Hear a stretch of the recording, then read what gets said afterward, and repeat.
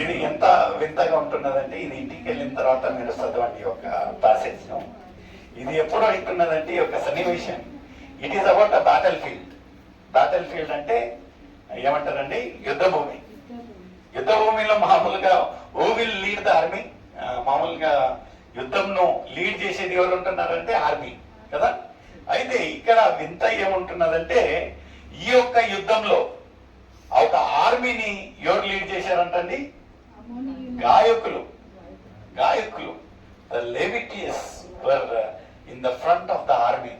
ఎంత వాళ్ళ కాడ ఏముంటాయి? స్తుతులు ఉంటాయి, స్తుతులు ఉంటాయి, పాటలు పాడుతూ ఉంటున్నారు. అయితే ఎదురుముండే వాడికి, అదే ఎదురుముండే అతనికి అసలు ఆయుధమే లేదంటే వాడికి పండగ చేసుకుంటాడు కదా. వచ్చింది రావడం ఏం చేస్తాడంటే, వాళ్ళని అట్లీస్ట్ ముందు వాడు అటాక్ చేయకుండాను చేతిలో ఆయుధం చూస్తే వానికి భయమన్నా ఉంటుంది. అయితే సీ ద బ్యూటీ అండ్ దేవుని పైన ఉండే ఒక విశ్వాసం చూడండి. The army was led by the men of God. ఎంత అద్భుతం, ఎంత అద్భుతం. మనము ఎంత సిద్ధపాటు అవుతాం ఒక పరిస్థితిలో వచ్చినప్పుడు, మనం ఇక్కడ పాకులాడతాం, అక్కడ పాకులాడతాం, we do each and everything కదా. దేవుని పక్కన పెట్టేసి we are not always Christ centred. మనం ఏం చేస్తామంటే అందరూ చేతులు ఎత్తిన తర్వాత ఎక్కడికి కొరికేస్తామండి? దేవుని యొక్క పాదాల దగ్గరికి వస్తాము. దేవుని దగ్గరికి వచ్చి, దేవా అంటే, అయినను దేవుడు ప్రేమించే దేవుడు. ఈ విల్ నెవర్ లీవ్ యూ. ఎడబాయాడు, చేయి విడవడు. ఎంత గొప్ప ప్రేమ చూడండి. అయితే ఇక్కడ వాళ్ళ విశ్వాసం ఎలా ఉంటున్నదంటే, దేవుడు ఖచ్చితంగా ఏమంటున్నదంటే, యుద్ధము యెహోవాదే. సమస్త భారం మోయుచున్న జనులారా నా యొద్దకు రండి అంటే మనం ఏం చేస్తాం? నో గాడ్, ఇది నా భారము నేనే మోస్తా. ఎంత స్వేచ్ఛగా దేవుడు ఇస్తా ఉంటున్నాడు ఈ యొక్క అవకాశము. ఏమంటా ఉంటున్నాడంటే, బిడ్డా నేను ఉంటున్నాను, నీ యొక్క భారం మోయుటకు నేను సిద్ధంగా ఉంటున్నాను. మీ యొక్క భారము నాకు ఏమంటే, మనం ఏమంటామంటే, నో గాడ్, మనము ఆ భారాన్ని నేనే మోస్తా. దేవుడు ఎంత చక్కగా ఏమంటాడు, పదే పదే ప్రతి ఒక్క కూటంలలో మాట్లాడేది ఏమంటున్నారంటే, దేవుడు మనల్ని నుంచి ఆశించేది ఏంటంటే, మీ యొక్క విరిగి నలిగిన హృదయాన్ని యథార్థంగా మన విరిగి నలిగిన హృదయాన్ని దేవునికి సమర్పించినట్లయితే ఆయన దాన్ని క్షమించేదానికి వేచి ఉంటున్నాడు. ఆయన ఒక పరిశుద్ధ రక్తంతో కడిగి ఆయన ఒక బిడ్డగా అంగీకరించేదానికి వేచి ఉన్నట్లయితే మనము ఎంతగా ముదిరిపోయామంటే, ఆ ఒక చిన్న పని ఒక చేయం. దేవుడు అడిగేది ఏమంటున్నదంటే, నీ యొక్క విరిగి నలిగిన హృదయాన్ని, నీ యొక్క భారాన్ని నాకు నేను మోయడానికి రెడీ ఉన్నామంటే మనం, నో గాడ్ ప్లీజ్ ఇటెండ్ చేయవ, నా భారము నా పాపము నేనే మోస్తాను. ఎలా ఉంటున్నది మన ఒక ఆత్మీయ జీవితం? ఒక చిన్న ఉదాహరణ నేను చెప్తానండి. ఏమైంటున్నదంటే, ఒకరోజు ఒక వృద్ధురాలు, ఆమె ఒక వృత్తి ఏమంటున్నదంటే పూలు అమ్మడం అంట. మల్లెపూలు. మల్లెపూలు ఇక్కడ స్త్రీలు ఎక్కువ ఉంటున్నారు. మల్లెపూల సువాసన చాలా ఏమంటారు, మంచిగా ఉంటుంది. అలాంటిది ఆమె సువాసన కాకుండా ఆమె చేసే పనులు ఎలాంటి ఒక పని అంటే, వెండి చేపలు. వెండి చేపలు తెలుసా అండి? భయంకరం. 4 ఇండ్లలో ఇంకా వండుతా అంటే ఇక్కడ తెలిసిపోతుంది. కొన్ని మందికి చాలా ఒక వాసనే గిట్టది. నేను మాత్రం ఇంటి లోపలికి వంక వెళ్ళను, ఎందుకంటే ఇట్ స్టింగ్స్.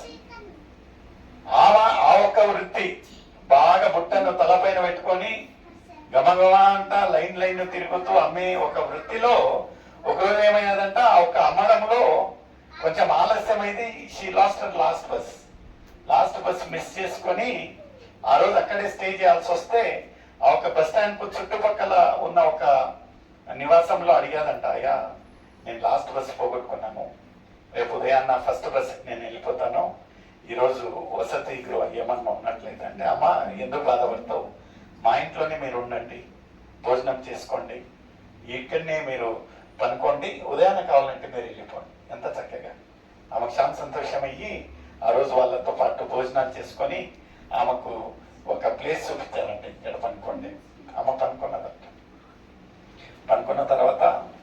10 అయింది, 11 అయింది, 12 అయింది, 1 గంట కుంకను ఆమె లేచి తిరుగుతా ఉందంట.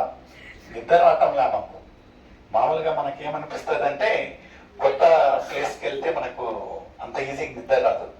ఇంట్లో మీకు నిద్ర రావటం లేదంటే, లేదయ్యా నాకు నా ఒక బుట్ట ఎక్కడుంది అని అడుగుతుందంట. నా ఒక బుట్ట ఎక్కడ ఉందంటే, ఉందిలేమా అక్కడ సురక్షితంగా పెట్టాను. ఈమె ఒక దురదృష్టం ఏంటంటే, ఈమెకు దొరికిన ఇండ్లు ఎవరి ఇండ్లు అంటే ఈ యొక్క మల్లెపూలు అమ్మే వాళ్ళ ఇండ్లు అంట. ఎక్కడ ఉన్నానో గమగమ సువాసనకు ఆమెకు నిద్ర రావటంలా.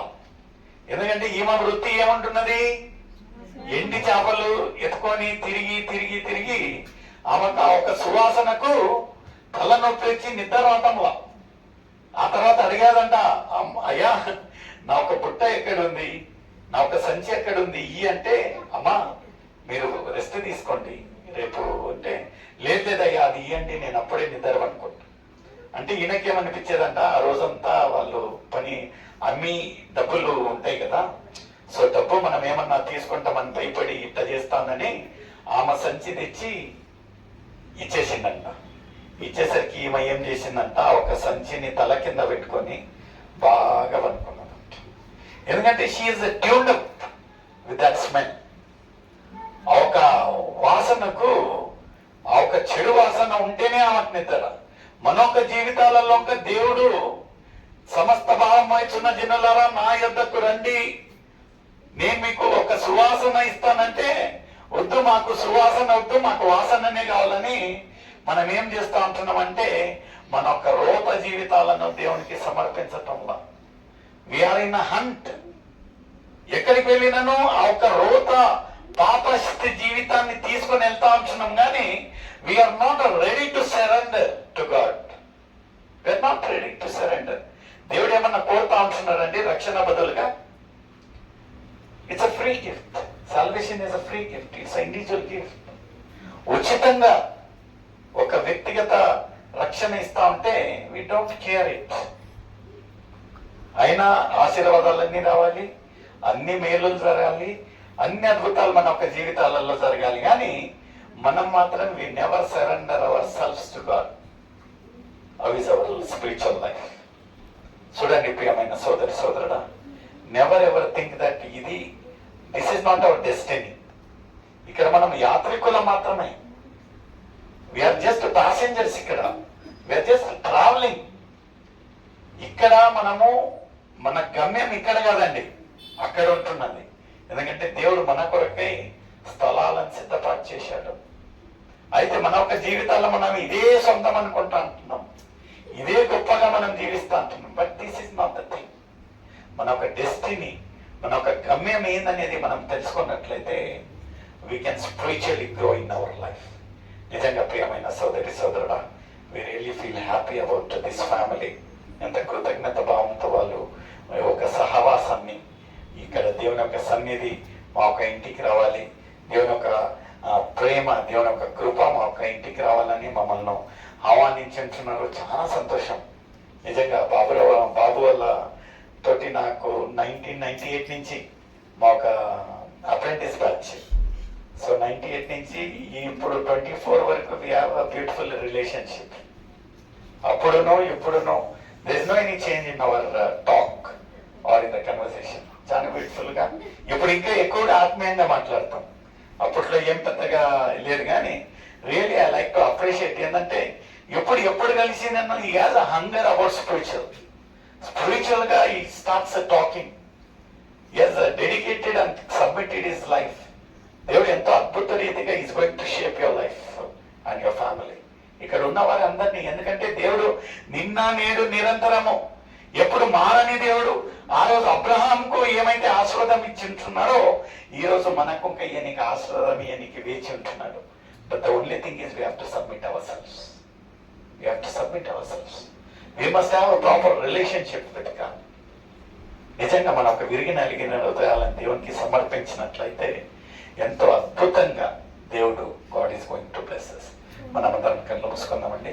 మన మధ్యలో ఉన్న భావన గారు ఈ యొక్క కుటుంబం నిమిత్తంగా ఇక్కడ చేరొచ్చిన ప్రతి ఒక్కరి గురించి ప్రార్థించి దేవుడు ఇంకా అద్భుత రీతిగా ఈ యొక్క గుండు పీకలను ఆస్వాదించలాగిన ప్రేర్ చేసి ఈ యొక్క కూటాన్ని ముగించాలని నేను కోరుకుంటాను.